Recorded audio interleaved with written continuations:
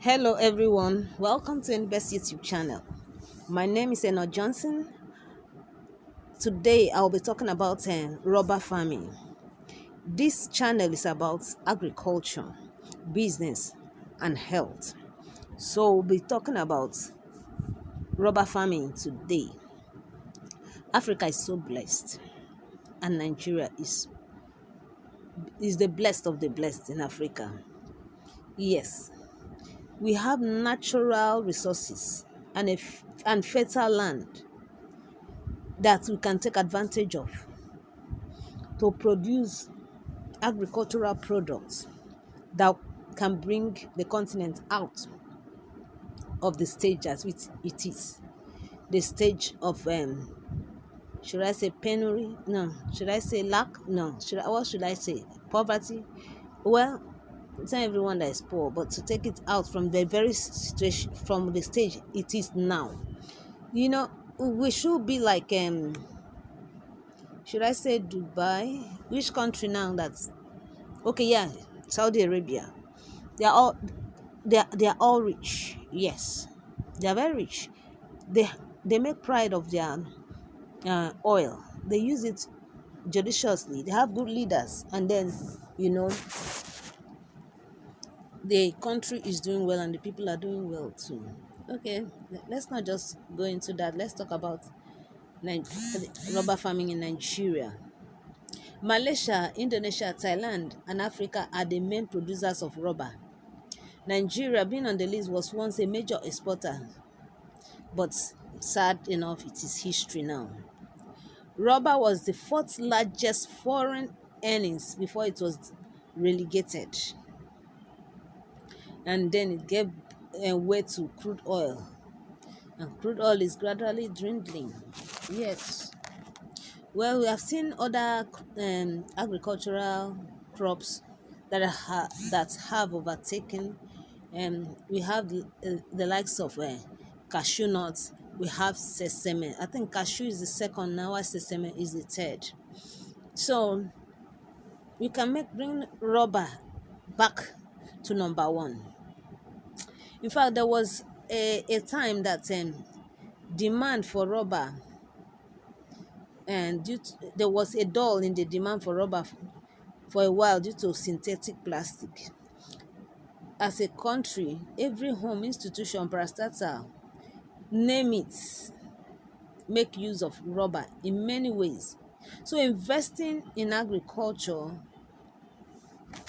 and most especially rubber farming will increase our country's GDP. Now that dollar has gone to 1.5 plus, although it's coming down, I think today it has entered 1.4. We need to reposition this country and really beam our searchlights on agriculture. China, who relies China relies more on agriculture and technology for their economy. Can we do same? It takes 5 to 7 years before tapping, that's harvesting of rubber. Tapping is controlling and wounding of a mature rubber tree with the intention of extracting economic fluid from it, while also ensuring that their economic life is preserved. The latex is processed into pale, creep, rib, smoke sheet, or crumpled rubber used in the production of many items such as tire, eraser, chairs, boots, tarpaulin, doors, name it. Need I tell you, rubber farming is capital intensive, yes. And some people frown away from it when they say, it's 7 years before you start getting money, before you start making money from it. But do you know that the economic trees you plant today will save your lifetime, even up to unto your retirement? Yes, some of them last as up to 30 something years. So I think rubber is between 25 to 30 years. Can you beat that?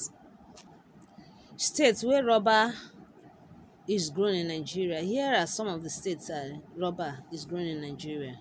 We have Edo, we have Delta, Ogun, Ondo. Okay, I mentioned Ondo State, Edo State, Cross River, Akwa Ibom, Rivers, Bayelsa, Abia, Ebonyi, Anambra. But sadly, These places experience good amounts of rainfall, yes. In fact, many of these places, if you ask them now, they can only point hand and tell you, this place and this place was a rubber plantation, here was a rubber plantation. It has gradually dwindled, it's just but few hectares now you can find as for a rubber plantation, which is should I say shameful? No, pathetic. Some marketers in Akwa Ibom State, they go to Edo State to purchase rubber fuel. Luckily, they are still harvesting a few from that state. But what about tomorrow? After the ones that are producing now have all gone, what happens next? Why are young people not thinking of rubber farming, thinking of sesame that is just 3 months and then you make millions? This one will keep giving millions. In fact, keep listening. At the tail end, you see what you stand to gain by planting rubber. Here is how to start rubber farming. 1. Acquire a land. Prepare the land. Purchase seedlings and fertilizer. Cultivate the seedlings and then give it proper agronomical management. The next thing will be harvesting, then selling. Land preparation. Hire equipment for mechanization. If you don't have those equipment, hire them. Clear the land by taking away trees, scrubs, grasses, debris and all of that. Dig a hole of 10 meter by 10 meter. Mix manure and topsoil together with water. Apply 10 to 12 kg of organic matter in the dug hole. The temperature is 20 to 30 degree. The soil should be deep, well drained, acidic soil with a pH of 4.5 to 5.5. Sandy loam, clayey loam soil is good for rubber farming. Propagation. Propagation can be done through budding and seed planting. Budded plants reach tapping age very quickly. In this age of technology, we are patiently waiting for rubber institutions to come up with hybrid seedlings. Hybrid take a shorter time and it can resist diseases. So we look forward to that. Rubber seeds viability are very short, about 2 months, and they also ripe between July to September. As such, you have to plant them immediately. But I will advise that you buy the seedlings from rubber institutes or licensed companies. A seedling before now, it used to be 200 to 250, but now I'm very sure if it's not up to 5,000 now, maybe 3,000 to 5,000, yeah, or 2,000 to, yes, that's 1,000 to 2,000. You can find out. In case you want to plant them by yourself, then raise bed and plant the seeds in a single layer. Mulch it, or you provide a partial shade for them in the nursery to stop the effects of direct sun on seedlings. Then water regularly. The seeds will germinate between 6 to 10 days. Transplant the seedlings into the main field between June to July in a triangular or square position. The spacing for budded seedling is 4.9 meter by 4.9 meter. A hectare will take between 200 to 250 seedlings. I said it's capital intensive. To make things easier, you have to intercrop. You intercrop rubber farm with it can be with leguminous crops like beans, groundnuts, centrosema, etc. Or you can plant turmeric, ginger and the rest of them, so that you can give you quick money. Those are short term crops. They'll give you money to maintain the farm and also pay for the money you spent in raising the farm.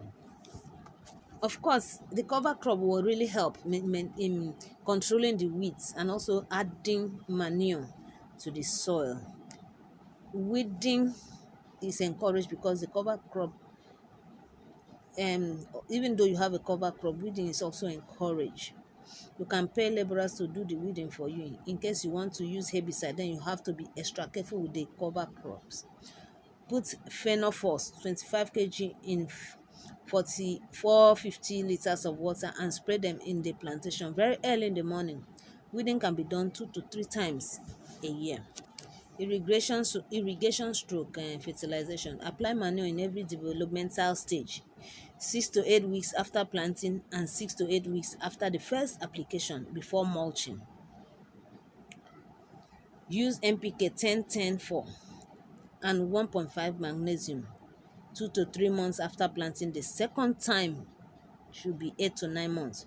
During budding, dress the bed with basil. Then use NPK 12-6-6 during tapping. Disease and pest control. Rubber trees can be affected by several pests and diseases. Common pests are mealybug, skill insects. Use insecticides. Common diseases are abnormal leaf fall. This is premature shading of leaves. It can result in the stoppage of production. Okay, let's mention the varieties of rubber now. We have the Serra rubber, India rubber, Panama rubber, Gayu rubber, and then Terrasacium. We also have Hevia brasilensis. This species is best for commercial natural rubber farming. And another one is Para rubber. Harvest through yield. Rubber tree matures within 6 to 7 years, but there are some you can start tapping within 5 years. They shed leaves around December to January and immediately put up new leaves and start flowering. So at this point, you have to give the trees rest, because tapping the plants at this time will result in poor yield. So immediately they shed their leaves, they put up a new leaf, so don't tap at that time. Tapping is done very early in the morning between 5 a.m. to 6 a.m. because they flow faster at this time due to weather. The economic life of rubber is 30 to 40 years before diminishing returns sets in. Of course, when diminishing returns sets in, don't push it. Replace them with new ones. And then cut the trees for log, for carpentry work, for wood, for making use of furniture, for your furniture and the rest. Rubber yields between 375 kilogram per hectare in a year for planted seedlings and 900 to 1000 kg for budded tree. See why you should go for budded tree? A hectare can produce 50 kg of lactase every month. Rubber is harvested every 3 days for 6 months at a stretch. Then you allow it to rest for 2 to 3 months before you resume tapping. Use a knife or sharp instrument to cut the tree. Some people cut many places because it takes days before you can get half liter of lactase. The container used for tapping should be painted black to avoid loss of heat and water evaporating from the lactase. Use surfactants like ammonia during tapping to prevent congelation. Marketing. People are always ready to buy, so we are looking for farmers. In fact, buyers are already on the ground. I don't want to prolong this. I'll in the next in next video I'm going to tell you the profits in planting rubber, and then the challenges that is in it. Thank you very much for staying glued to Anybest YouTube channel. Subscribe to my YouTube and give a like to this video. Bye for now.